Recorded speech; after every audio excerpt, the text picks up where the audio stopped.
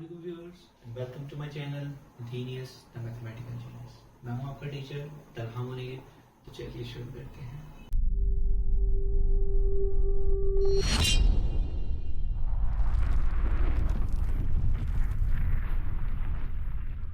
जी class exercise 1.3 हम start कर रहे हैं। 1.2 लास्ट लेक्चर में हमारी खत्म हो गई थी। 1.3 क्वेश्चन नंबर 1 यहाँ पर लिखा हुआ है the sum of 3 consecutive integers is 42. Find the 3 integers. Integers बच्चे इस चैप्टर के स्टार्ट में हमने डिटेल में पढ़े थे कि इंटीजर्स कैसे होते हैं, फिर भी एक बार देख लेते हैं।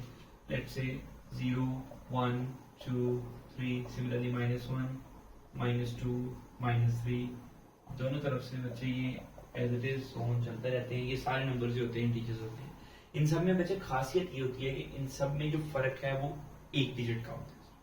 एक डिजिट क्या लेंगे, जस्ट एक 1 डिजिट वाले डिजिट का होता है। लेट्स सही रखें, आप इसमें जिसको माइनस करें आंसर 1 आएगा, इसमें जिसको माइनस करें आंसर 1 आएगा, इसमें जिसको माइनस करें आंसर 1 आएगा। मेरा कहने का मतलब ये 1 डिजिट, इन सब में इसी का फर्क है। आप जो उनसे मर्जी 2 इंटीजर्स को लें जो इकट्ठे आ रहे हैं, इन सब में सिर्फ 1 डिजिट का ही फर्क है। फर्ज करें कि अगर मुझे ये 1, 2 और 3 को लेना है, ये 1 है, ये 2 है और ये 3, ये लगातार आ रहे बच्चे, इसी का नाम कंसेक्टिव है। ये यहाँ पर आपके क्वेश्चन में मेंशन है कंसेक्टिव डिजिट। कंसेक्टिव डिजिट का मतलब यही है, लगातार आने वाले 1, 2, 3, 4, 5, 6, 7, 8, 9, 15, 16, 17, 100, 101 और 102, ये लगातार आ रहे हैं बच्चे नंबर। ठीक है, अब इनके दरमियान में आपस में पैटर्न कैसा है मैंने भी आप एक साथ डिस्कस किया बच्चे। इन सब में फर्क कितने का है, 1 का फर्क है, एक का है। ठीक है, अगर फर्ज करें इसको हमने एक ही नंबर के पैटर्न में शो करना है तो हम इसको ऐसे भी लिख सकते हैं। देखो 1 को ऐसे लिखा रहने दो, इस नंबर को लिखने के लिए इसमें 1 प्लस कर देते हैं, देखिए बन जाएगा ना 2। सिमिलरली इस नंबर को लिखने के लिए इस शुरू वाले नंबर में 2 प्लस कर देते हैं। अब यही नहीं, मैं कोई भी कंसेक्टिव डिजिट ले लेता हूँ। फर्स्ट ले 100, 101, 102, ये कंसेक्टिव डिजिट्स है। अगर इसको मैंने शो करना है तो फर्स्ट वाले को एज इट इज लिखा रहने देते हैं, उसको रेफरेंस मान लेते हैं। इसको शो करवाने के लिए फर्स्ट वाले में 1 प्लस करवाएंगे, बन जाएगा। और इसको बनाने के लिए फर्स्ट वाले में कितने प्लस करवाएंगे बच्चा, 2 प्लस करवाएंगे। तो ये पैटर्न देखिए कंसेक्टिव डिजिट्स में कैसा पैटर्न आ रहा है, 100, 100 प्लस 1, 100 प्लस 2 आ रहा है। ठीक है, ये पैटर्न ही हम यूज करेंगे हमारे इस क्वेश्चन को सॉल्व करने के लिए। वो कैसे बच्चा, देखिए हमारे पास 3 कंसेक्टिव डिजिट्स हैं, तो इस जगह पे हमें पहला डिजिट पता था, अगले 2 निकालने बहुत आसान है। अगर हमें पहला पता ही नहीं है तो फिर क्या करेंगे बच्चे, फिर हमने लेट कर लेना है कि पहले का नाम क्या है, एक्स है। ठीक है बच्चे, फर्स्ट ऑफ ऑल हम यहाँ पे लेट करेंगे, let first digit, first number, sorry first integer, okay ना इंटीजर ले रहे हैं हम, first integer is equal to x.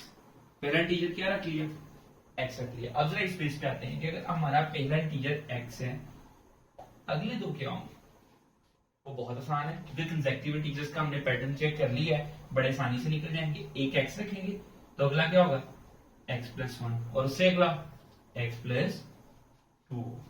ठीक है बच्चे, सिमिलरली फर्स्ट इंटीजर हमारे पास एक्स आ गया, सेकंड इंटीजर क्या निकलेगा, अभी यहां पर हमने डिस्कस किया है, वो निकलेगा हमारे पास x plus 1 and the third one will be third integer होगा हमारा x प्लस 2 बचा। ये 3 इंटीजर्स हमारे आगे x, x प्लस 1 और x प्लस 2। अच्छा, अब 3 कंसेक्टिव इंटीजर्स को क्या करना है, सम का बच्चे मतलब यहाँ पर ये है कि हमने उनको क्या करवाना है, आपस में ऐड करवाना है, प्लस करवाना है। मतलब इसको अगर हम इन तीनों चीजों को आपस में प्लस करवाएं तो आंसर कितना आता है, 42 आता है। ये उसने कंडीशन बुक में दी हुई है, द सम प्लस करवाना है और 3 कंसेक्टिव इंटीजर्स, 3 कंसेक्टिव लगातार आने वाले इंटीजर्स को, तो जो आंसर है इज वो कितना आ रहा है, 42 आ रहा है बच्चों। तो इस कंडीशन को हम यूज करेंगे, according to the condition, according to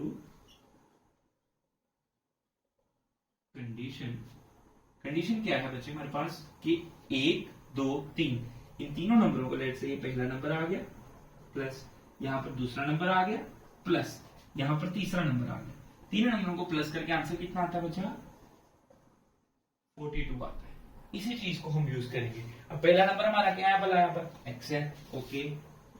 second one is x plus 1, third one is x plus 2।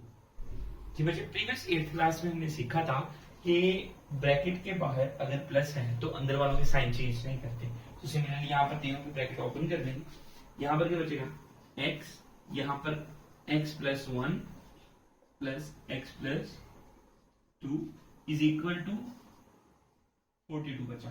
देखिए x प्लस x और प्लस x तीन दफा हमारे पास बचे, यहाँ पर x है 1 2 और 3, तीन दफा x प्लस होके हमारे पास क्या बन जाएगा, बिल्कुल सही 3x बन जाएगा। और ये देखें 1 और 2, 1 प्लस 2 कितना बनेगा, 3 बनेगा। और इस साइड पे भी हमारे पास कितना बचे, 42। ठीक है, तो हमारे पास अभी तक जो इक्वेशन बन चुकी है वो 3x plus 3 is equal to 42 है। इक्वेशन अभी तक बन चुकी है, प्लस 3 इज इक्वल टू 42, ये इक्वेशन बचे। इसके आगे हम इसको फर्दर सॉल्व करेंगे। प्लस 3 दूसरी साइड पे जाएगा तो हमारे पास कितना बन जाएगा, माइनस का 3 बन जाएगा। 42 प्लस 3 इधर गया तो माइनस का 3 बन गया। 3x इज इक्वल टू 42 में से 3 माइनस किए 39 आ जाएगा हमारे पास। 3 बचे, यहाँ पर मल्टीप्लाई हो रहा है, उधर जाएगा तो डिवाइड हो जाएगा, यहाँ पर जाके ये डिवाइड हो जाएगा। जब ये डिवाइड होगा तो बच्चे यहाँ पर कटिंग होती है, 3 1 जा 3 3 9। तो यहाँ पर बच्चे हमारा जो x निकल के आया है वो कितना है, 30। याद है बच्चे, उसने हमसे तीनों इंटीजर्स ढूंढने के लिए बोला, फाइंड द 3 इंटीजर्स। अभी तक जो हमें मिला है वो सिर्फ फर्स्ट इंटीजर मिला। फर्स्ट इंटीजर क्या था, x था, वो बच्चे यहाँ पर हमें मिल गया। फर्स्ट इंटीजर कितना है, 13 है। हमें अगले दो इंटीजर भी ढूंढना है, बहुत आसान है। पहला इंटीजर x है, अगला इंटीजर x प्लस 1 है, इसमें प्लस 1 करवा देंगे 14 आएगा। उससे अगला इंटीजर इसमें प्लस 2 करवा देंगे 15 आ जाएगा। तो यहाँ पर हम फाइनल आंसर मेंशन करेंगे। फर्स्ट इंटीजर जो कि हमारे पास कितना है, x, जिसका आंसर कितना है हमारे पास 30। सेकेंड इंटीजर जिसका आंसर हमारे पास कितना है, यहाँ पर x प्लस 1 हमने लेट किया था, x हमारा कितना है 13, 13 प्लस 1 कितना हो जाएगा 14। Okay, and the last one is our third integer. Third integer जो कि कितना है यहाँ पर हमने लेट किया हुआ, x प्लस 2। x प्लस 2 का मतलब 13 में कितने प्लस करवाने इस बार, 2 प्लस करवाने, 13 प्लस 2। तो बच्चे हमारे पास आंसर कितना निकल के आएगा, 13 प्लस 2 कितना निकलेगा, 15 आ जाएगा। इसी के साथ जो हमारे तीन सॉल्यूशंस हैं वो 13, 14, 15, ये वो तीन नंबर्स हैं जो कि कंसेक्टिव भी हैं, हम देख सकते हैं, और इनको प्लस करके हमारा आंसर कितना निकलता है 42। इसी के साथ हमारा क्वेश्चन नंबर 1 खत्म हो चुका है। क्वेश्चन नंबर 2 स्टार्ट करते हैं। ये रहा क्वेश्चन नंबर 2 में चाहिए फिगर आपको उसने बना के दी हुई है, स्टेटमेंट हम पढ़ लेते हैं। क्वेश्चन नंबर 2 की स्टेटमेंट है, डायग्राम जो कि यहाँ पर शो की जा रही है, ये एक राइट एंगल ट्राइंगल है, ये 90 के एंगल का सिंबल है। जब भी कहीं एंगल की जगह बच्चे आपको स्क्वायर बॉक्स नजर आए तो समझ लेना वो एंगल 90 का, और 90 के एंगल की ट्राइंगल को राइट एंगल ट्राइंगल बोलते हैं। राइट एंगल ट्राइंगल है, एबीसी इसकी वर्टिसेस के नेम्स हैं। लेंथ AC जो लेंथ है यहाँ से यहाँ तक, उसकी उसने वैल्यू दी है square root 3 plus square root 5 centimetre. Okay, हमें उसने पूछा क्या है, उसने हमसे इसका अल्टीट्यूड पूछा है, और इसी के साथ ही उसने हमें एरिया बता दिया है। Area of this triangle is 1 plus square root 15 centimetre. Area का मतलब इस ट्राइंगल के जो अंदर आ रही है ना, वो कितनी स्पेस ऑक्यूपाई कर रहा है, उसको एरिया बोलेंगे। एरिया का जो यूनिट होता है इसके अंदर सेंटीमीटर स्क्वायर आएगा। इस तरह जो वॉल्यूम होगा वो क्यूब में चला जाएगा। ठीक है, जो भी इनकी साइज का यूनिट होगा वो यूनिट लिखेंगे, और उसके ऊपर बच्चे हम स्क्वायर डाल देंगे। चले, वेरी मच इट। इससे ज्यादा कुछ भी हमें इंफॉर्मेशन में नहीं दिया गया। एक ट्राइंगल है एबीसी, एसी की लेंथ दे दी गई है, ट्राइंगल एबीसी का एरिया दे दिया गया है, और हमें जो फाइंड करने के लिए बोला है, उन्होंने ये बोला है कि ए से लेकर बी तक जो लेंथ है ये हमें फाइंड करके दें, ये कितनी होगी। एबी उसने लेंथ हमें फाइंड करने को बोला बच्चे। एबी जो हमारे पास लेंथ है वो कितनी होगी वो फाइंड। ठीक है बच्चे, ओके। पहले सीख लेते हैं area of right angle triangle एक फार्मूला है। वो समझ लेते हैं कैसे। लेट से हमारे पास एक ट्राइंगल है, इसकी इस साइड का नाम एक्स रख देते हैं, इसका नाम वाई, और ये एंगल वही 90 का। जब भी आपको स्क्वायर बॉक्स नजर आएगा तो एक राइट एंगल ट्राइंगल बन जाएगा, और ये एंगल 90 का होता है। बच्चे इसको बेस मान लेते हैं, तो ये हमारा हो गया अल्टीट्यूड। ये नाम है right angle triangle. Okay, formula क्या कहता है कि अगर आपने इसका एरिया निकालना है, अगर हमने इसका क्या निकालना है, एरिया राइट एंगल ट्राइंगल का, तो फार्मूला कहता है 1/2 आपकी base multiply altitude. 1/2 base multiply by altitude, ये हमें कहता है एरिया निकालने के लिए फार्मूला। बेस हमारे पास कितनी है, देखिए यहां पर क्वेश्चन में y है, ओके, बेस की जगह y रख देंगे। अल्टीट्यूड कितना है, x है, उसकी जगह बचे हम x रख देंगे, कंफ्यूज ना इसलिए डॉट लगा। तो ये हमारे पास आंसर क्या आ गया, 1/2 xy। अल्फाबेटिक ऑर्डर में लिख लें ताकि पढ़ने में भी आपको आसानी रहे, ठीक है। चलिए, ये हमारे पास वैल्यू आ गई, ये इसका एरिया निकलेगा। ये फार्मूला हम सेम यहां पर यूज करेंगे। देखिए बच्चे, बेस हमारे पास दिया हुआ है उसने, अल्टीट्यूड मिसिंग और वही ढूंढना है, ठीक है। तो वो हम इस फार्मूले के थ्रू ढूंढेंगे, 1/2 बेस मल्टीप्लाई बाय अल्टीट्यूड। अब हमारे पास बेस ये है, अल्टीट्यूड ये है, और एरिया उसने दिया हुआ है। तो we know that area of right angle triangle, area of right angle triangle, area of right angle triangle कितना होता है, अभी हमने यहाँ पर फार्मूला लिखा भी था, 1/2 बेस इंटू अल्टीट्यूड। यहां पर आपने बेस रख देना है, और यहां पर बच्चे आपने अपना अल्टीट्यूड रख देना है। ये हमारे पास होता है area of right angle triangle का फार्मूला। अब हमारे पास जो जो वैल्यूज हैं हम यहाँ पर पुट करते हैं और देखते हैं हम क्या सिंप्लीफिकेशन कर सकते हैं, ठीक है। Area of right angle triangle उसने हमें दिया हुआ, तो उसकी जगह उसकी वैल्यू रख देते हैं। वो कितना है, 1 + √50 इज इक्वल टू 1/2। बेस की वैल्यू है हमारे पास, बिल्कुल है, ये होती है बेस। अभी वहां पर हमने डिस्कस किया था, इसको बेस बोलेंगे। ये है √3 + √5, √3 + √5। मोर आप इसको भी बेस मान सकते हो, उसको खास फर्क नहीं पड़ेगा।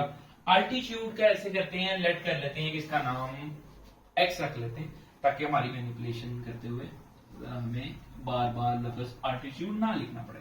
लेट कर लेते हैं कि ए बी की जो वैल्यू है वो हमारी कितनी है बच्चा, x है, ठीक है। तो यहाँ पर जो अल्टीट्यूड की हमने अभी वैल्यू रखी है वो कितनी आ गई, x आ गई। अब हमने बच्चे इस इक्वेशन में से x फाइंड करते हैं, ओके, ठीक है।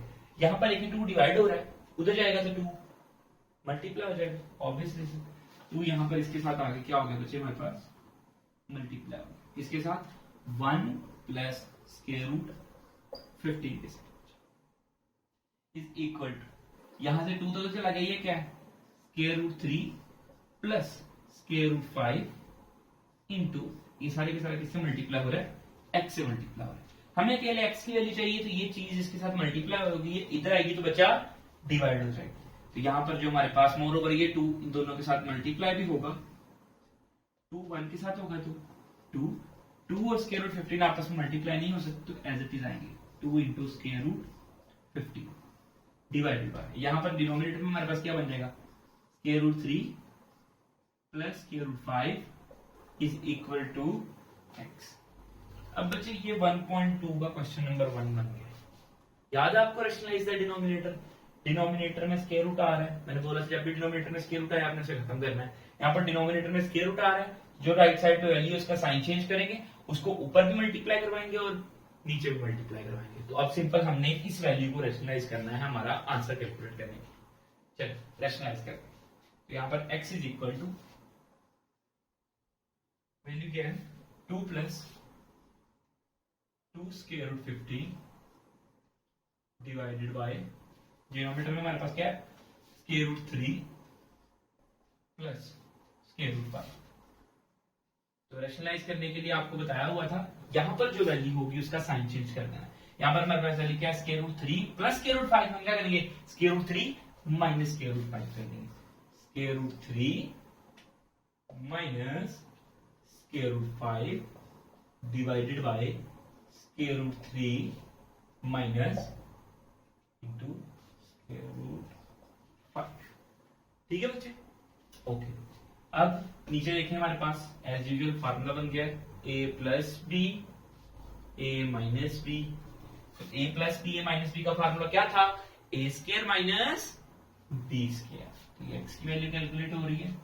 डिनोमिनेटर में हमारे पास देखिए क्या बन गया, स्क्वायर रूट 3 का स्क्वायर माइनस स्क्वायर रूट 5 का स्क्वायर। ओके बच्चे, a square minus b square formula लगा दिया। ए स्क्वायर रूट 3 उसका स्क्वायर, बी का स्क्वायर रूट 5 उसका स्क्वायर, देन एम में माइनस फार्मूला। अभी देखिए बच्चे मल्टीप्लाई हो रही है, हमें यहाँ पर इसको लिख लेते हैं पहले 2 plus 2 square root 15 into square root 3 minus square root 5।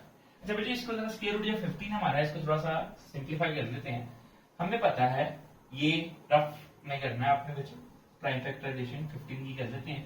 15 के बच्चे जो हमारे पास प्राइम फैक्टराइजेशन यहाँ पर निकल के आएगी वो होगा 3 5 15। लेट्स से इसको रहने देते नहीं होगी, प्राइम फैक्टराइजेशन करने का फायदा नहीं है। कट कट कट कट जी बच्चे, अब जरा इसको मजीद हम सॉल्व करना शुरू करते हैं। देखिए 2 जो है हमारा स्क्वायर रूट 3 से भी मल्टीप्लाई होगा, देन फर्दर 2 जो है हमारा स्क्वायर रूट 5 से ही होगा। इसी के साथ ये चीजें भी मल्टीप्लाई होंगी। तो यहाँ पर हमारे पास जो बन जाएगा वो लिख लेते हैं जरा। 2 स्क्वायर रूट 3 से होगा तो 2 स्क्वायर रूट 3 आ जाएगा। 2 को स्क्वायर रूट 5 से करेंगे तो माइनस 2 स्क्वायर रूट 5 आ जाएगा। इस तरह 2 स्क्वायर रूट 15 जब स्क्वायर रूट 3 से होगा, मैंने आपको बताया था स्क्वायर रूट में दोनों का इंडेक्स 2 होगा, क्योंकि दोनों का इंडेक्स सेम है तो दोनों वैल्यूज आपस में मल्टीप्लाई हो जाएंगी। ये 15 जो है 3 से मल्टीप्लाई बड़ी आसानी से हो सकता है। तो यहाँ पर क्या बन जाएगा प्लस 2 15 3 से मल्टीप्लाई होगा तो कितना बन जाएगा 45 बन जाएगा। अब ये 2 स्क्वायर रूट 15 किससे होगा? स्क्वायर रूट 5 से होगा। अगेन दोनों का इंडेक्स 2 है, नहीं मेंशन तो 2 होगा। यहाँ पर अगर इंडेक्स मेंशन नहीं है तो कितना होता है 2 होता है। दोनों का इंडेक्स 2 है तो दोनों आपस में मल्टीप्लाई हो जाएंगे। तो प्लस माइनस माइनस 2, यहाँ पर बात कुछ भी नहीं है 2 आएगा। 15 को हम 5 से मल्टीप्लाई करवाएंगे 30 और 60, और यहाँ पर हमारे पास कितना आ जाएगा 75 बन जाएगा डिवाइडेड बाय। ये देखिए बच्चे, स्क्वायर स्क्वायर रूट से कट गया, स्क्वायर स्क्वायर रूट से कट गया, 3 में से 5 चले गए। 3 माइनस 5 कितना होता है बच्चा? 3 माइनस 5 कितना होता है? माइनस का 2। बड़े का साइन आता है, प्लस माइनस माइनस होता है। अच्छा अब यहाँ पर मैनिपुलेशन करते हैं प्राइम फैक्टराइजेशन 45 की और 75। 45 को देख लेते हैं। 45 को सबसे पहले 3 पे किया, 3 1 3 15, 3 5 15, 3 5 15, 5 1 5। बच्चे आपने प्रीवियस क्लासेस में पढ़ा होगा कि जब ये स्क्वायर रूट के ऐसे आपको क्वेश्चंस दिए जाते हैं सॉल्व करने के, तो आप ऐसे मोस्टली मेंशन करते थे कि ये 45 का आपने स्क्वायर रूट लेना है। हम क्या करेंगे 45 की प्राइम फैक्टराइजेशन में देखो 3 का स्क्वायर बन रहा है इंटू 5 बन रहा है। जिसके पास स्क्वायर होगा वो स्क्वायर रूट से बाहर आ जाता है, और जिसके पास ऊपर स्क्वायर नहीं होता वो अंदर आ जाता है। ये आपने 8th क्लास में सीखा होगा। मोर ओवर इसको हम ये कहना चाह रहा हूँ कि जो 3 है ये बाहर आ जाएगा और जो 5 है वो अंदर ही आ जाएगा। मतलब जो वो इस तरह जोड़े में पड़ा होगा स्क्वायर होगा। यहाँ पर देखें 2 थे, ये बाहर आ गया एक दफा, और जो 5 था वो एक ही था, इस वजह से वो स्क्वायर रूट के अंदर ही रह गया। इसी चीज को हम यहाँ पर भी यूज करेंगे। देखें 2 square root 3 as it is आएगा, माइनस 2 स्क्वायर रूट 5 भी एज इट इज ही आएगा। यहाँ पर देखें प्लस, अच्छा अभी हमने देखा स्क्वायर रूट 45, यहाँ पर प्राइम फैक्टराइजेशन भी की उसकी। 3 जो है वो बाहर आ जाएगा क्योंकि 2 दफा है, 5 एक दफा है, इसलिए वो अंदर आ जाएगा। तो जो 3 बाहर आएगा, ये जो 3 स्क्वायर रूट 5 जो 3 बाहर आया है, ये 3 2 से मल्टीप्लाई होकर कितना बना जाएगा हमारे पास 6 बना जाएगा। 6 स्क्वायर रूट और अंदर हमारे पास क्या बच जाएगा 5 बच जाएगा। सिमिलरली हम स्क्वायर रूट 75 को भी ऐसे ही डील करेंगे बच्चे। जी बच्चे स्क्वायर रूट 75 को कर लेते हैं। सबसे पहले 3 पे जा रहा है, 3 2 6 1 15, 3 5 15, 5 5 25 इंटू 5 1 5। अब बच्चे यहाँ पर देखें 5 2 दफा है, इसलिए इस बार 5 स्क्वायर रूट से बाहर आएगा और 3 स्क्वायर रूट के अंदर ही रह जाएगा। आसान लफ्जों में कहें तो यहाँ पर हमारे पास स्क्वायर रूट 75 आ रहा है। इसको हम कैसे लिख सकेंगे, स्क्वायर रूट 3 मल्टीप्लाई, नहीं 3 का स्क्वायर नहीं आएगा, 3 मल्टीप्लाई बाय 5 का स्क्वायर।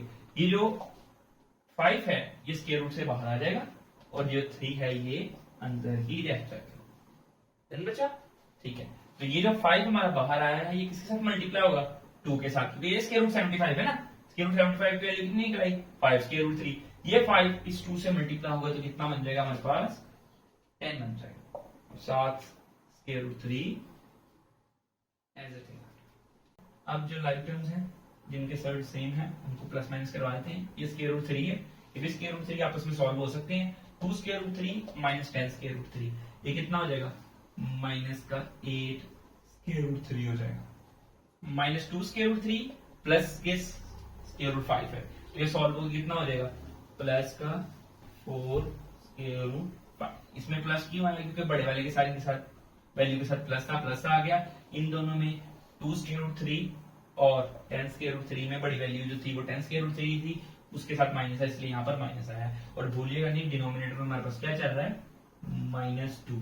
अब ये बच्चे ला मैंने आपको बताया था कि a प्लस बी ओवर सी के ही लिखा हुआ है, तो आप a ओवर सी अलग लिख सकते हैं और b ओवर सी बचा अलग लिख सकते हैं। सिमिलरली यहाँ पर भी हम करेंगे -2 इसके नीचे अलग, -2 इसके नीचे अलग। -8 over square root 3 divided by -2 plus 4 over square root 4 into square root 5 divided by -2। जी बच्चे याद रखना डिनोमिनेटर में माइनस नहीं रुकता, वो हमेशा न्यूमिनेटर में ट्रांसफर हो जाएगा। ओके बच्चा, ये देखिए नीचे माइनस है, नीचे का माइनस ऊपर आएगा तो इस माइनस को भी क्या कर देगा? प्लस कर देगा। ये आपने नेक्स्ट स्टेप में करना है। देखिए मोर ओवर कटिंग होती है, 2 1 jar 2 4 jar, similarly 2 1 jar 2 2 jar. अब मैंने आपको ऐसा कभी भी मेंशन किया है जो नीचे का माइनस है वो कहाँ आता है? ऊपर आ जाता है। तो यहाँ पर हमारा जो फाइनल आंसर है वो लिख देते हैं। यहाँ पर 4 बचा, 4 स्क्वायर रूट 3 4 स्क्वायर रूट 3। ये माइनस ऊपर शिफ्ट हुआ, माइनस और माइनस प्लस हो गए, प्लस लिखने की जरूरत नहीं है। ओके, साथ ही हमारे पास ये माइनस ऊपर शिफ्ट हुआ, ये माइनस और ये प्लस क्या हो गया? माइनस हो गया और 2 स्क्वायर रूट 5 हो गया। क्योंकि ये लेंथ सेंटीमीटर में थी तो ये लेंथ भी किसमें होगी? सेंटीमीटर में होगी बच्चा। इसी के साथ ये आपका आंसर है 4 square root 3 minus 2 square root 5 आपकी इस साइड की बच्चे लेंथ आ गई है।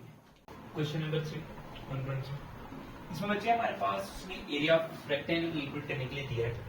लेंथ जो है उनकी साइड्स की एक लेंथ होती है दूसरी ब्रेथ होती है। एक उसने दिया 2 प्लस स्क्वायर रूट 18, दूसरी है 5 minus 4 over square root 2 metre. दोनों मीटर्स में ठीक है, वैल्यू दोनों लेंथ सेम यूनिट में होनी चाहिए। यहाँ पर मीटर में या फिर मीटर में अगर डिफरेंट यूनिट में है तो हमें सबसे first of all same unit में करनी पड़ेगी। फर्स्ट करेंगे यदि सेंटीमीटर में होता तो ये मीटर में होता, हमें या तो इसको मीटर में करना था फिर या इसको सेंटीमीटर में करना था, मगर यहाँ पर फॉर्चुनेटली ये भी मीटर में और ये भी मीटर में, तो हमें उस चीज की टेंशन लेने की जरूरत नहीं। तो दोनों रेक्टेंगल की साइड्स की लेंथ है। रेक्टेंगल एक ऐसी शेप होती है बच्चे, इसमें चारों एंगल 90 डिग्री के होते हैं। ये साइड इसके बराबर और ये साइड इसके बराबर होती है। और मैंने अभी आपको बताया था जो एरिया होता है वो यूनिट के साथ यहाँ पर ऊपर आपने स्केयर डालना होता है। ठीक है, ओके। हमारे पास जो ये एक उसने साइड दी हुई है वो है 5 माइनस 4 स्क्वायर रूट 2 और 4 ओवर स्क्वायर रूट 2, और जो दूसरी है वो है 2 प्लस स्क्वायर रूट 8। हमने इन दोनों को यूज करते हुए रेक्टेंगल का एरिया निकालना है। रेक्टेंगल का जो एरिया का फार्मूला होता है वो होता है लेंथ मल्टीप्लाई बाय ब्रेथ। यहाँ पर जो लेंथ है वो 2 प्लस स्क्वायर रूट 18 बन रही है और जो हमारे पास ब्रेथ है वो 5 माइनस 4 स्क्वायर रूट 2 बन रही है। तो यहाँ पर जो एरिया का फार्मूला है वो यहाँ पर मेंशन कर देते हैं, area of rectangle, area of rectangle. जो रेक्टेंगल का एरिया है इसमें बच्चे फिगर बना लेंगे अपनी आसानी के लिए, अच्छा रहेगा। नहीं भी बनाएंगे पेपर में तो खास जरूरत नहीं है, अपनी अंडरस्टैंडिंग के लिए अगर आप बनाना चाहें तो बना सकते हैं। एरिया ऑफ रेक्टेंगल का लेंथ इनटू विड्थ, ठीक है बच्चा।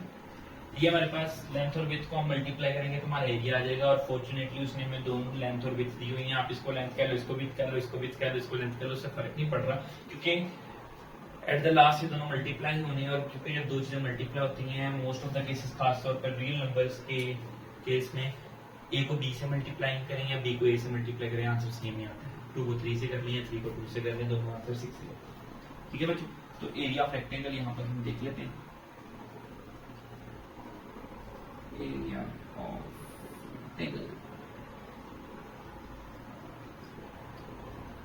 हमारी जो लेंथ है वो कितनी है, लेट्स से इसमें से किसी एक को लेंथ रख लेते हैं, मैं इस वाले को लिख कर रहा हूँ।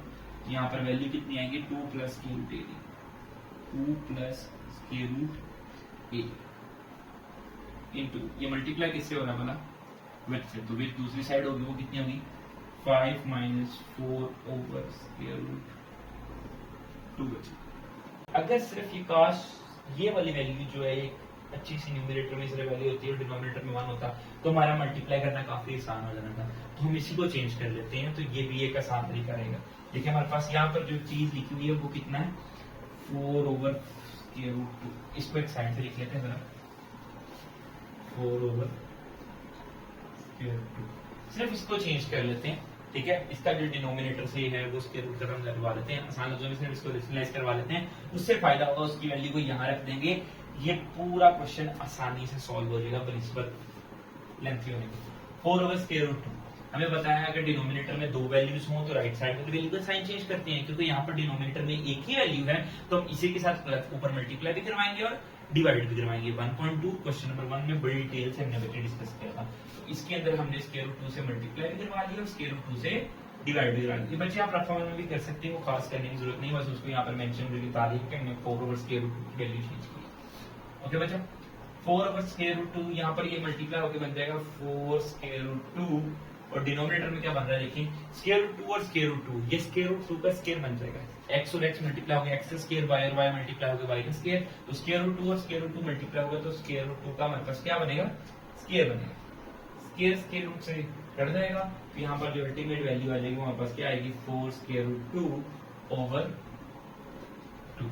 मोर ओवर मजीद कटिंग होती है 2 1 ज़ा तो 2 ज़ा 4, तो यहाँ पर जो है फाइनल निकल के आएगा वो होगा 2 स्क्वायर रूट 2। तो हमारा जो 4 स्क्वायर रूट 2 था ये इतना स्टार्टिंग में वैल्यू 4 स्क्वायर रूट 2, इसकी जगह हम ये पुट कर सकते हैं, ठीक है गाइस।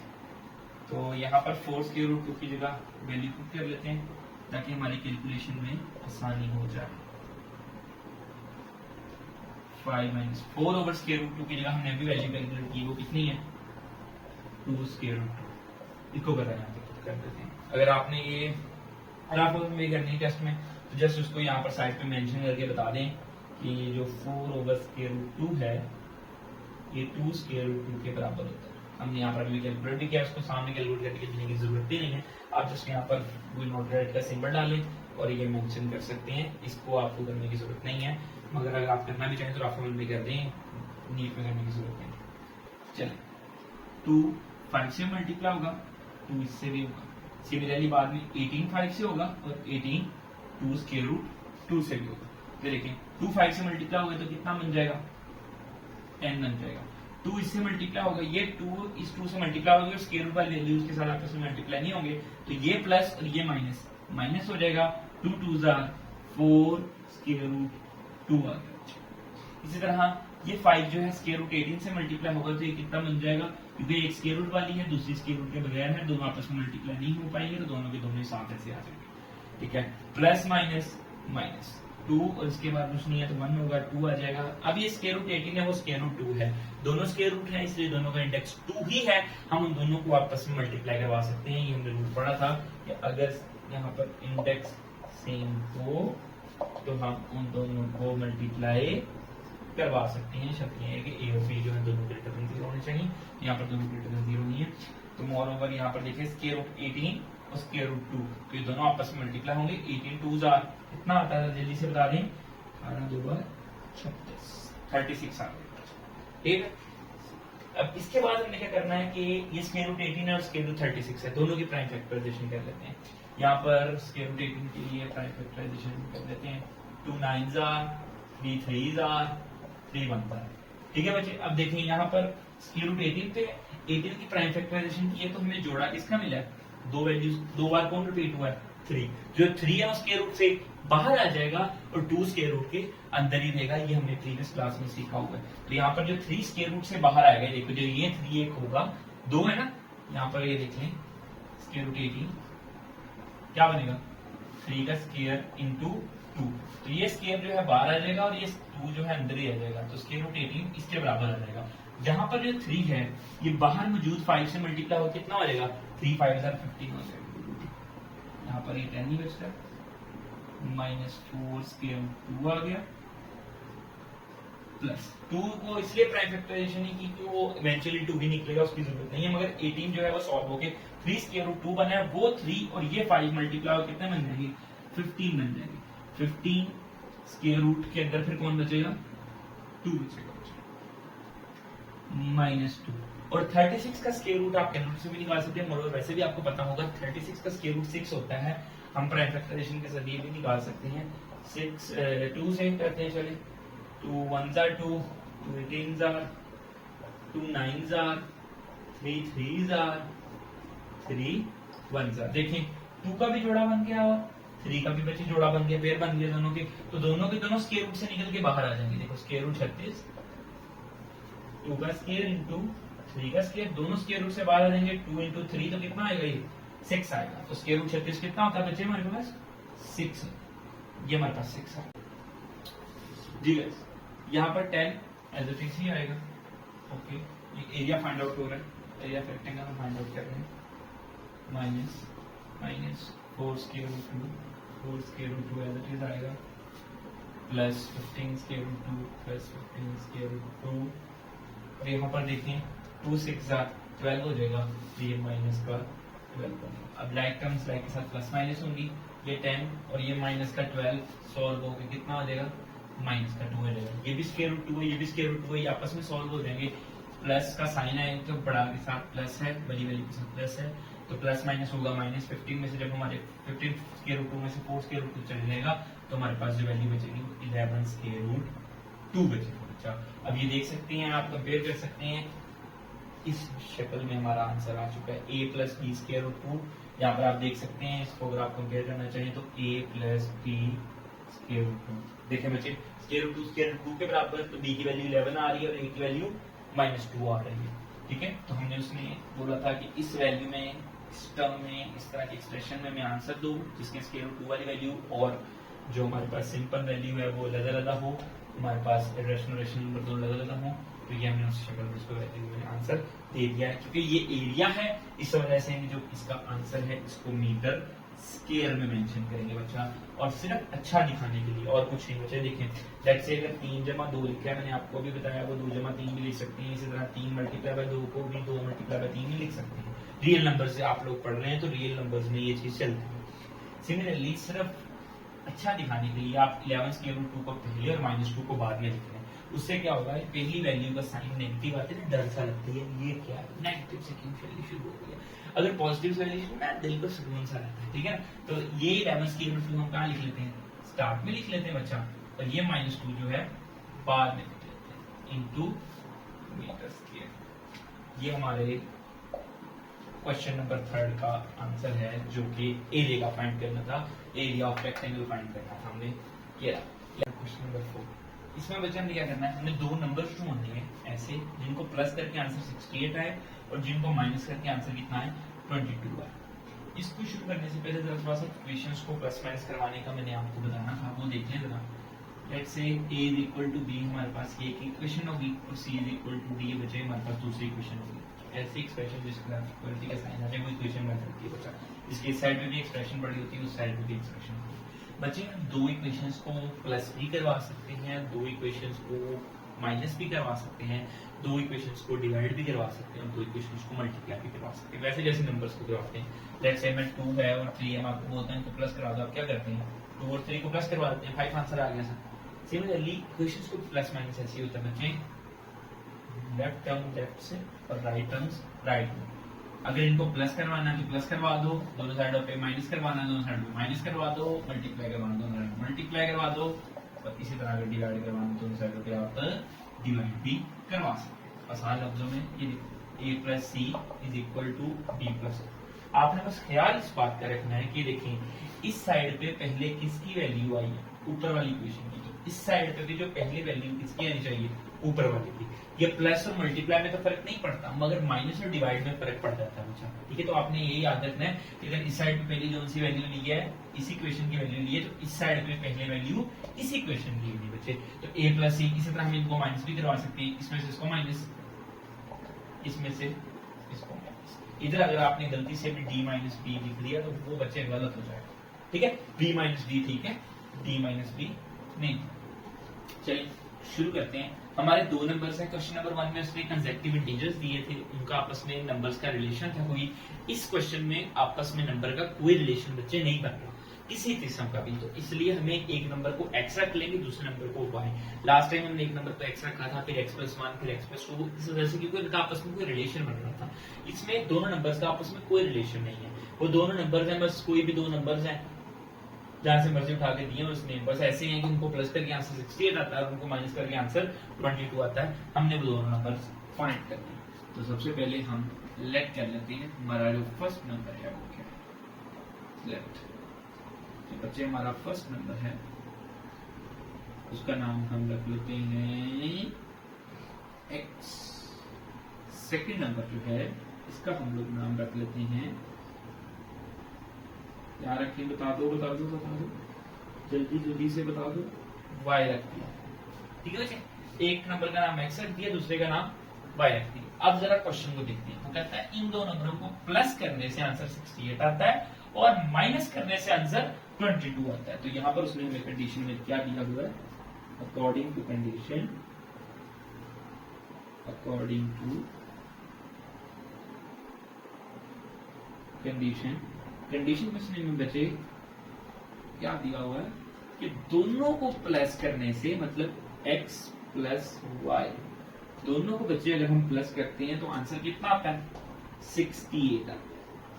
सिमिलरली बच्चे अगर हम इन दोनों को क्या करते हैं, माइनस करते हैं, तो x माइनस वाई, ये दोनों नंबर है ना, उन दोनों नंबरों को प्लस किया 68 आ रहा है, उन दोनों को माइनस किया तो कितना आना चाहिए, 22 आना चाहिए, ठीक है। तो ये हमारे पास होगी हमारी इक्वेशन नंबर 1 और ये हमारे पास होगी हमारी इक्वेशन नंबर 2। ये दोनों इक्वेशंस हमने इस कंडीशन से बनाएंगे जो कि उसने क्वेश्चन दी हुई है कि दोनों को प्लस करके आंसर 68 आता है, दोनों को माइनस करके आंसर 22 आता है। अब हमने क्या करना है, ये जो चीज मैंने आपको यहाँ पर एक्सप्लेन की है कि हम दो इक्वेशंस को प्लस कर सकते हैं, माइनस कर सकते हैं, मल्टीप्लाई भी, डिवाइड भी। यहाँ पर हमने इन दोनों इक्वेशंस को बच्चे प्लस करना है। उससे फायदा क्या होगा, देखो जब आप इन दोनों को प्लस करवाओगे, यहाँ पर प्लस का वाई है, यहाँ पर माइनस का वाई है, दोनों आपस में क्या हो जाएंगे, कैंसल्ड आउट हो जाएंगे। मेंशन कर देना आपने, हमने इन दोनों को ऐड करवाना है, ऐड इक्वेशन 1 एंड 2। आप बच्चे सामने लिख सकते हैं, सामने इक्वेशन 1 एंड 2, इक्वेशन 1 और 2 को प्लस करवाना है। देखिए इक्वेशन 1 हम यहां रख देंगे और इक्वेशन 2 की लेफ्ट साइड यहां। इक्वेशन 1 की लेफ्ट साइड क्या, देखो x प्लस वाई, और इक्वेशन 2 की x minus is equal to, इधर अगर हमने लेफ्ट साइड पे रखी तो इधर भी इक्वेशन 1 अगर इधर पहले आई है लेफ्ट साइड, तो राइट साइड में भी इक्वेशन 1 ही पहले आएगी। तो यहाँ पर क्या आएगा, पहले ऊपर हमारे पास यहाँ पर वैल्यू आ जाएगी 68 प्लस 22।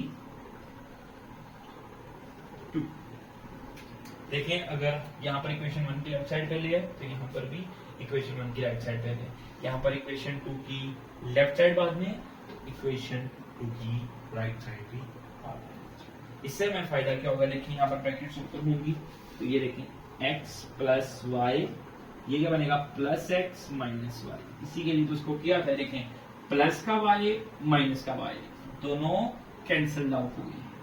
यहाँ पर 8 और 2 10 0 1 कैरी, 6 2 8 और 1 9 x और x दोनों प्लस हो गए, कितना बन जाएगा हमारे पास, 2x बन जाएगा।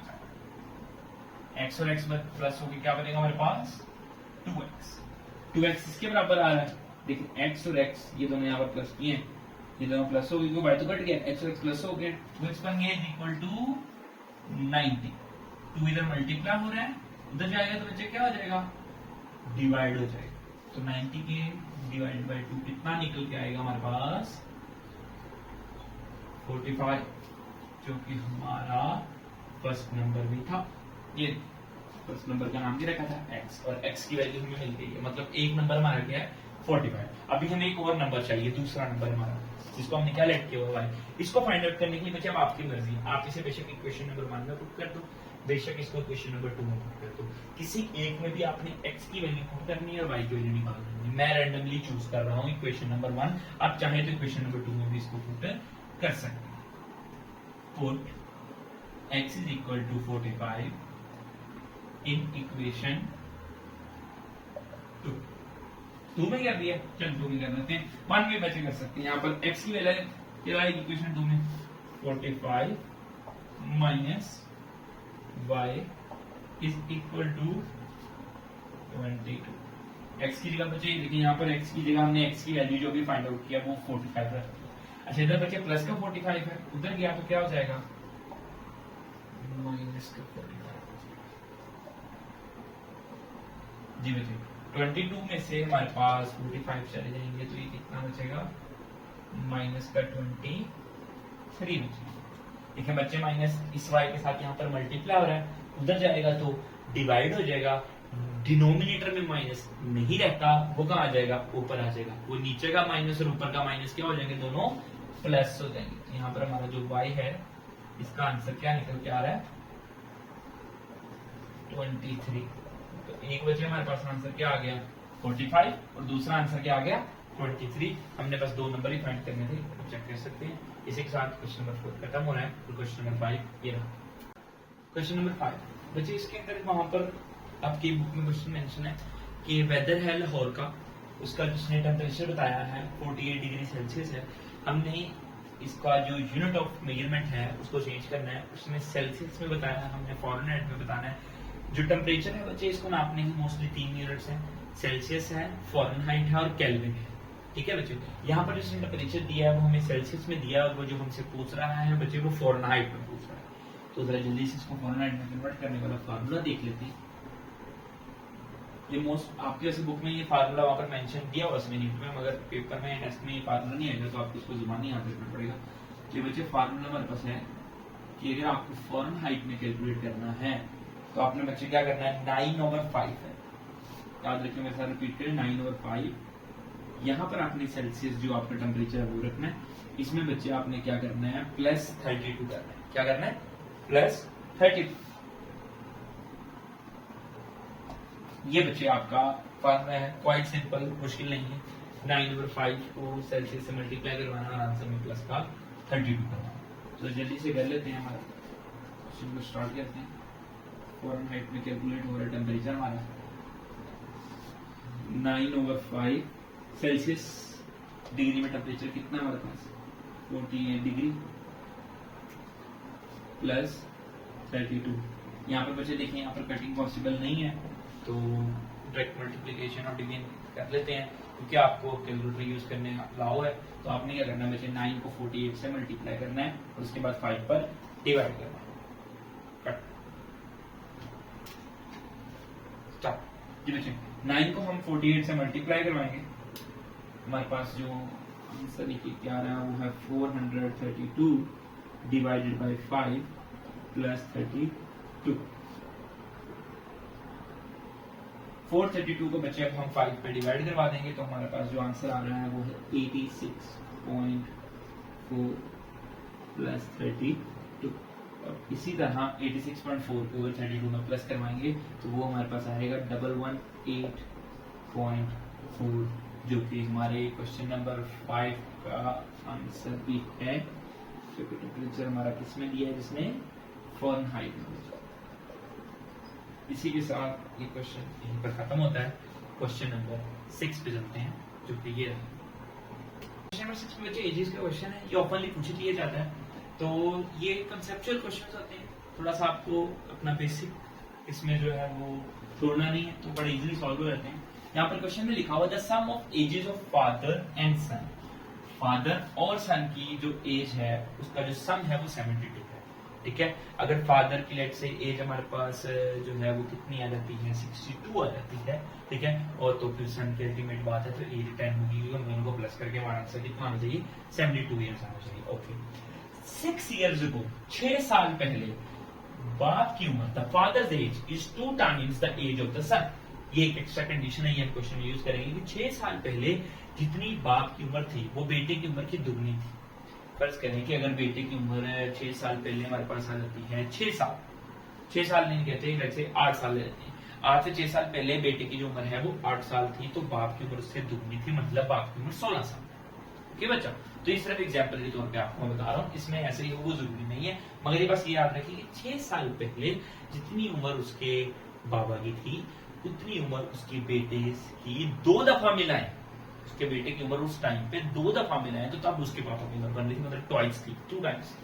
ओके बच्चे, अब वो हमसे जो पूछ रहा है वो पूछ रहा है उसके बेटे की उम्र 6 साल पहले। तो क्वेश्चन एक बार दोबारा पढ़ लेते हैं। The sum of ages of father and son is 72 years. ठीक है जी, 6 इयर्स अगो, 6 साल पहले बाप की उम्र 2 दफा 2 टाइम्स थी एज ऑफ द सन।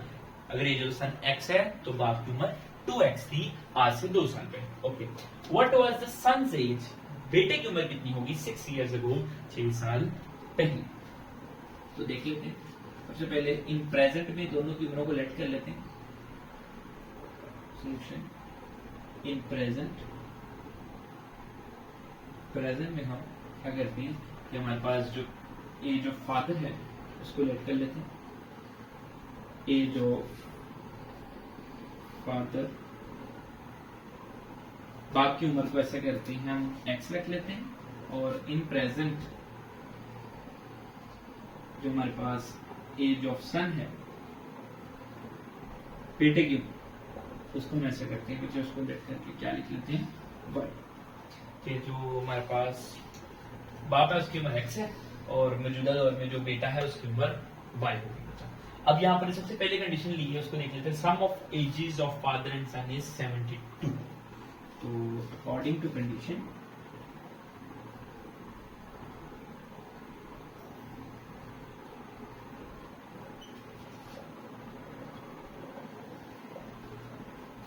क्या बचे, सम करना है एजेस को, किसकी को, फादर की और सन की।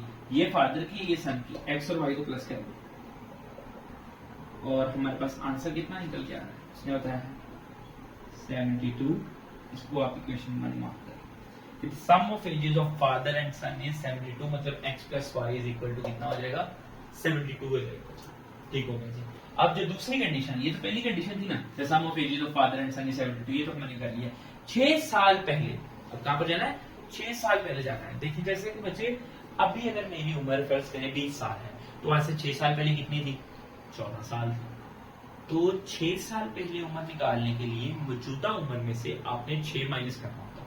ठीक है, तो ये देखें इन प्रेजेंट मौजूदा बाप की उम्र कितनी है x, बेटे की उम्र कितनी है y। तो आज से 6 साल पहले बाप की उम्र कितनी होनी थी x माइनस 6 और बेटे की उम्र कितनी होनी थी y माइनस 6। ये बच्चे 6 इयर्स अगो, 6 साल पहले, एक दफा का जिक्र है 6 साल पहले। 6 साल पहले जो हमारे पास फादर एज है वो क्या बन रही है, देखिए मौजूदा उम्र कितनी है उसके बाद की x है, x में से हम क्या माइनस कर देंगे बच्चा 6 माइनस। सिमिलरली 6 साल पहले अगर बेटे की एज की बात करें तो बेटे की एज कितनी थी, उसकी y थी, तो उसमें से कितने माइनस कर देंगे 6 माइनस कर देंगे बच्चा। यही तो है 6 साल उम्र निकालने का तरीका। अगर मैं कहूँ मेरी उम्र 10 साल है, 6 साल पहले कितनी थी 4 साल थी, आपने मेरी उम्र में से जो प्रेजेंट एज है उसमें से आपने 6 माइनस कर देना है।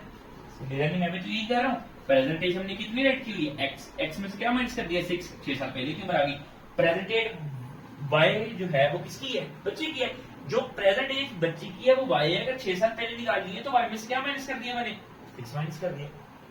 ठीक है बच्चे, अब कंडीशन जो दूसरी है, अगेन अकॉर्डिंग टू कंडीशन,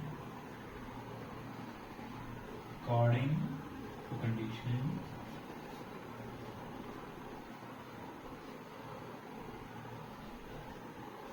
हमारे पास जो दूसरी कंडीशन है वो क्या है, देखें 6 साल पहले, हमने 6 साल पहले दोनों की उम्रों का एस्टिमेट कर लिया। ठीक है, the father's age is 2 times the age of the son, मतलब जो फादर की एज है, फादर की एज कितनी है हमारे पास x माइनस 6। ठीक है, फादर्स की एज 2 टाइम्स है, मतलब कितनी है 2 टाइम्स है, 2 गुना है किसके, बेटे की। ये बच्चे हमारी दूसरी कंडीशन। इस कंडीशन को जरा समझें, father's age is 2 times son's age. ये मेरे पास कितनी है, ये क्या है फादर्स एज है, ये क्या है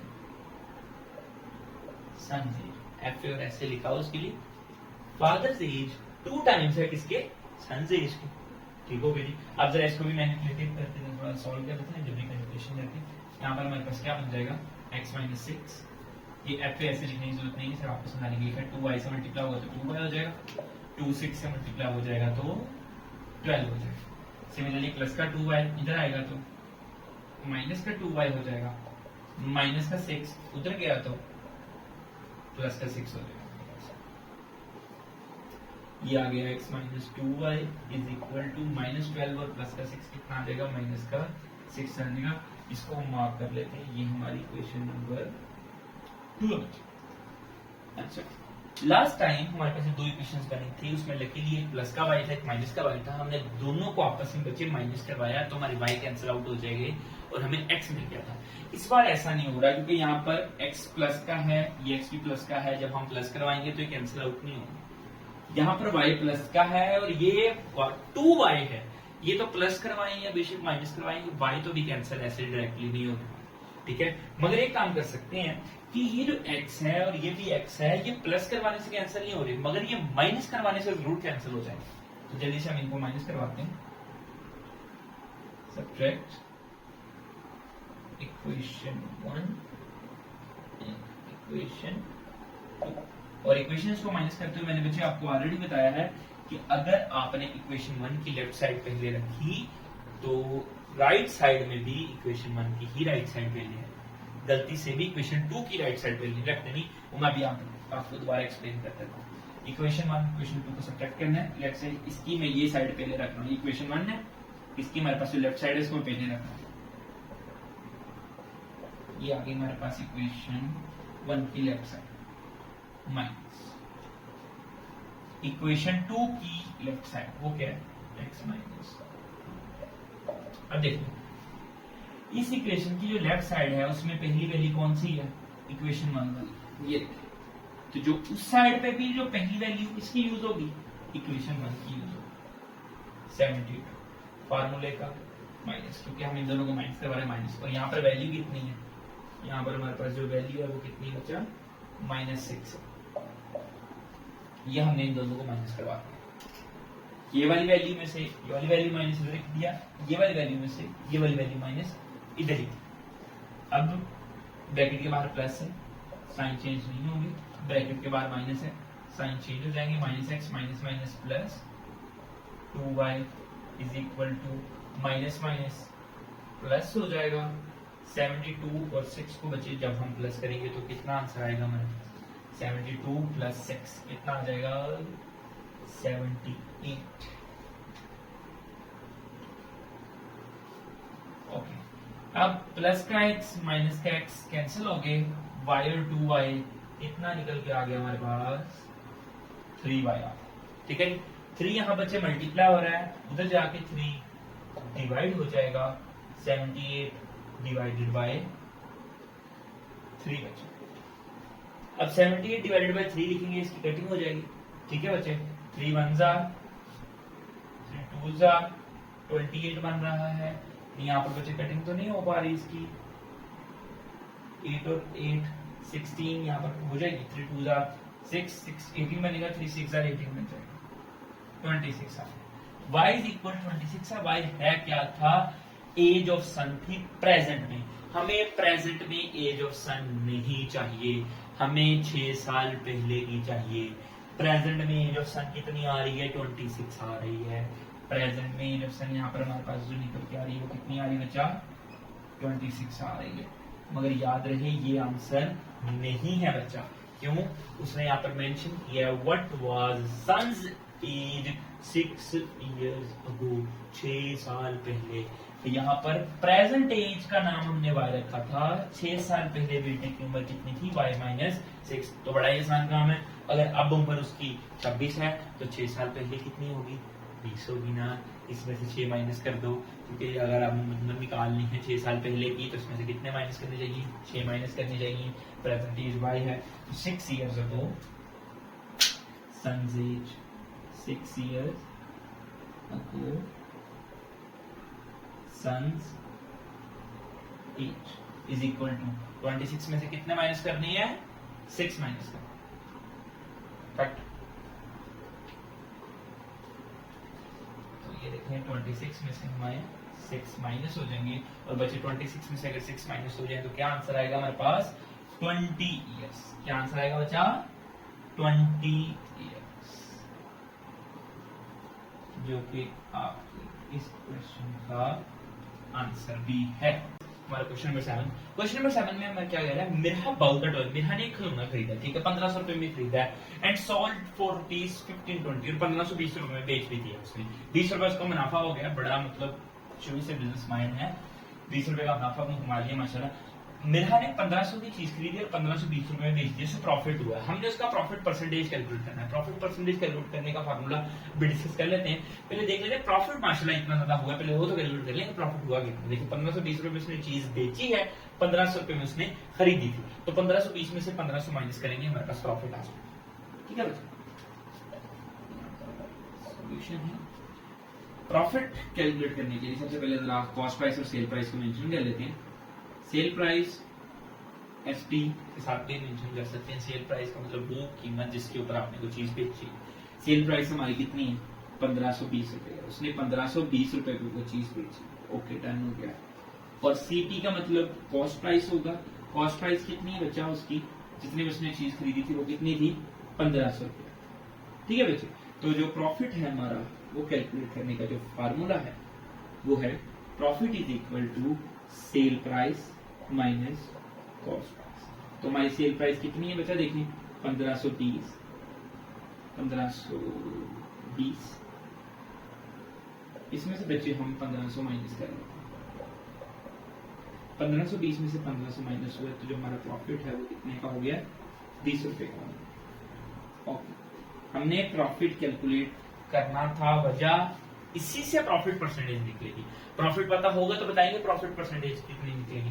प्रॉफिट परसेंटेज के लिए जो हमारे पास फार्मूला है उसको डिस्कस कर लेते हैं। प्रॉफिट परसेंटेज,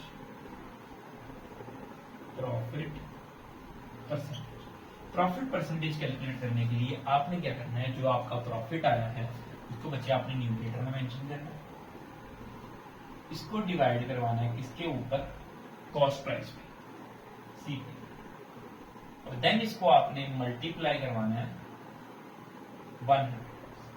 तो ये जो बच्चे आपके निकल के आएंगे, ये क्या निकलेगा, प्रॉफिट परसेंटेज निकल के आ जाएगा। ये फार्मूला यूज करना चाहिए। ठीक है, तो जल्दी से इसके वैल्यू को कहते हैं profit percentage is equal to, profit कितना हुआ 20 रुपए, 20 डिवाइडेड बाय कॉस्ट प्राइस कितनी 1500 मल्टीप्लाई बाय 100। ओके, ये 2 0 से कैंसिल हो गए। सिंपल 20 को 15 पर डिवाइड करना है। आपका कैलकुलेटर पे 20 को 15 पर डिवाइड कराएंगे, वो 1.333333 आ जाएगा। हमें सिर्फ फाइनाइट नंबर ऑफ डिजिट्स तक आंसर लिखना है, तो 1.33। ये प्रॉफिट परसेंटेज है जो कि मिरहा ने अपना खिलौना बेच के कमाई है, जो कि हमारा आंसर है हमारे part number 7। The annual income of Tayyab, Tayyab की सालाना इनकम जो है वो कितनी है 9,60,000 रुपए है। वाइल द एग्जेम्प्टेड अमाउंट बच्चे वो अमाउंट होती है जिसके ऊपर टैक्स पे नहीं करना होता, ठीक है ना। तो 1,30,000 के ऊपर उसने टैक्स पे नहीं करना, ठीक है। How much tax would he have to pay at the rate of 0.75%, 0.75% पर उसको कितना टैक्स पे करना पड़ेगा। सबसे पहले वो इनकम निकाल लेते हैं जिसके ऊपर टैक्स पे होना, ठीक है ना। तो हम हमारी जो एनुअल इनकम है उसमें से टैक्सेबल इनकम निकालने के लिए एग्जेम्प्टेड अमाउंट माइनस कर देंगे, ठीक है बच्चे। तो टैक्सेबल इनकम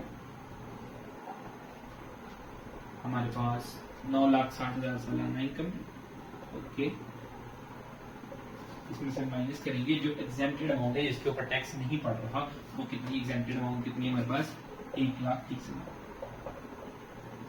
9,60,000 में से अगर हम 1,30,000 माइनस कर देंगे तो ये हमारे पास 8,30,000 रुपीज। इस अमाउंट पे बच्चे हमने टैक्स पे करना है और टैक्स का रेट कितना है 0.75%। तो जरा टैक्स कैलकुलेट कर लेते हैं। Total tax at the rate of 0.75, वो कितना बन रहा है हमारे पास 8,30,000, इसको मल्टीप्लाई करेंगे 0.75 से, डिवाइड कर देंगे 100, बच्चे यही हमारा रेट निकालने का तरीका है कि जितना रेट है आपके साथ उसके साथ मल्टीप्लाई करो और जो भी वैल्यू है उसको किस पे डिवाइड कर दो, 100 पे डिवाइड कर दो। तो हम 8,30,000 को 0.75 से मल्टीप्लाई करेंगे और 100 पे डिवाइड करेंगे। मोर आसानी के लिए 2 0 से कट के, तो यहाँ पर जो हमारे पास 8,300 बचा है इसको मल्टीप्लाई कराएंगे 0.75 से, तो जो हमारा आंसर निकलेगा वो हमारा टैक्स की अमाउंट होगी, वो निकलेगा 6,225, जो कि हमारे क्वेश्चन नंबर 8 का आंसर भी है। क्वेश्चन नंबर 9, हमने कंपाउंड मार्कअप फाइंड करना, फाइंड का पावर मार्कअप। प्रिंसिपल अमाउंट है 3,75,000 हमारी, फॉर 1 ईयर टाइम हमें 1 साल का दिया गया उसमें।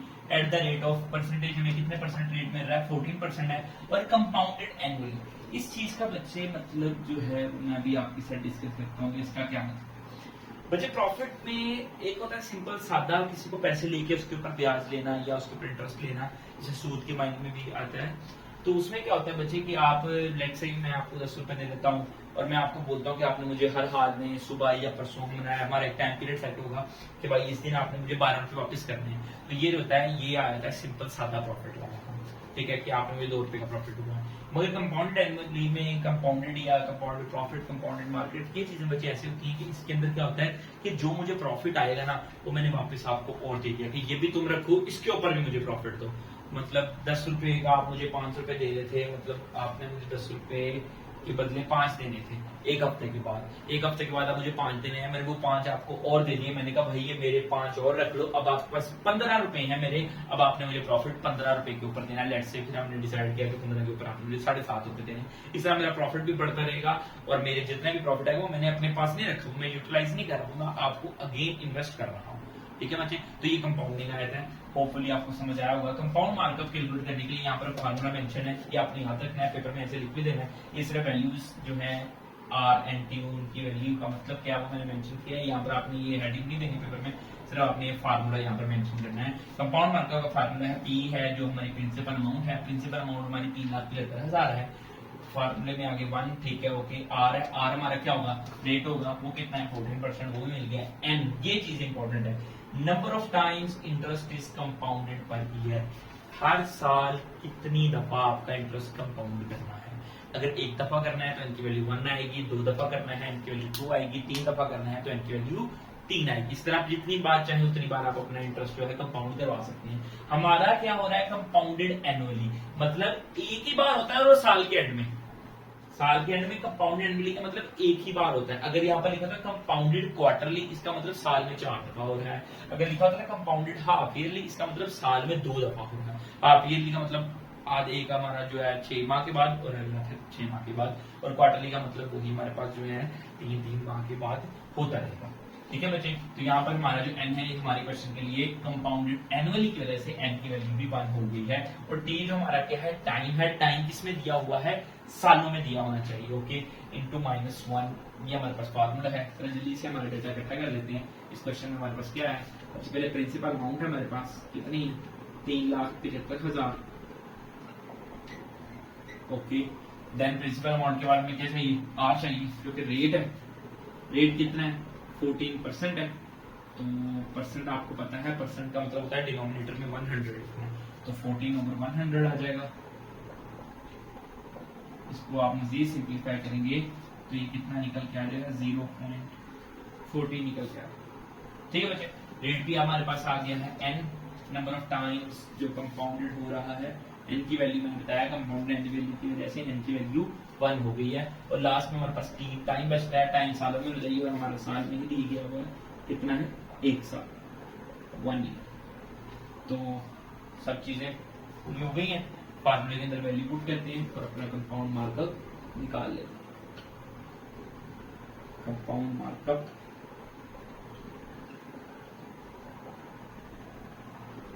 प्रिंसिपल अमाउंट जो कि हमारी है 3,75,000, ठीक है, वो आ गई। 2 बार यहाँ पर प्रैक्टिस करेंगे, 1 दो फार्मूले का 1 प्लस आर, रेट कितना है 0.14% रेट। ओके जी, एन हमारा 1 है, 1 लिखने की जरूरत ही नहीं है, डिनोमिनेटर में 1 लिखने की जरूरत नहीं होती। और पावर में इसकी क्या था, एन 1 है, टी भी 1 है, ये भी 1 ये भी 1 1 1 1 हुआ, पावर में 1 लिखने की जरूरत नहीं है। और इसके बाद लास्ट में मेरे पास क्या आ गया -1। तो बच्चे याद रखना, जब भी आपकी कंपाउंडिंग एनुअली हो और 1 साल के लिए पूछे तो आपका कंपाउंड मार्कअप और सादा मार्कअप जो होता है, सिंपल सादा प्रॉफिट, वो सेम ही होता है। फर्क तब आता है जब या तो कंपाउंडिंग एनुअली ना लिखा हो या 1 साल से ज्यादा का पूछ ले। 1 साल ज्यादा का पूछ ले फिर आंसर में डिफरेंस आ जाता है, ये कंपाउंडेड एनुअली ना लिखा हो फिर भी आंसर में डिफरेंस आ जाता है। मगर अगर 1 साल ही लिखा हो, कंपाउंडेड एनुअली ही लिखा हो, क्योंकि यहाँ पर भी कोई चीज चेंज नहीं होती, यहाँ पर भी कुछ नहीं आ रहा होता, जिसकी वजह से ये सिंपल सादा प्रॉफिट ही बन जाता है। तो ये कितना बन जाएगा, देखें 3,75,000, 1 प्लस 0.14 कितना आ जाएगा 1.14 माइनस 1, ये सॉल्व होगी कितना बन जाएगा अगेन 0.14। और अगर आप कैलकुलेटर से 3,75,000 को 0.14 से मल्टीप्लाई करवाते हैं, मोर ओवर आप 14/100 भी लिख सकते हैं, ऐसा भी ये लिखें 14/100 है, पॉइंट खत्म किया, नीचे 2 0 आएंगे, वैसे भी लिख सकते 2 0 से कैंसिल हो जाएंगे। तो ये हमारे पास कितना मिलेगा 3,750 को हम 14 से मल्टीप्लाई करवा के भी आंसर निकाल सकते हैं। मोर ओवर 3,75,000 को 0.14 से अगर आप कैलकुलेटर पर मल्टीप्लाई करें तो हमारे पास जो हमारा कंपाउंड मार्कअप वो निकलेगा 52,500, 52,500 हमारा कंपाउंड मार्कअप निकल रहा है, जो कि इस एक्सरसाइज का लास्ट क्वेश्चन है, क्वेश्चन नंबर 9। इसी के साथ एक्सरसाइज का खत्म हो जाता है। वीडियो अच्छी लगी हो तो लाइक शेयर और सब्सक्राइब करना मत भूलें। अल्लाह हाफिज।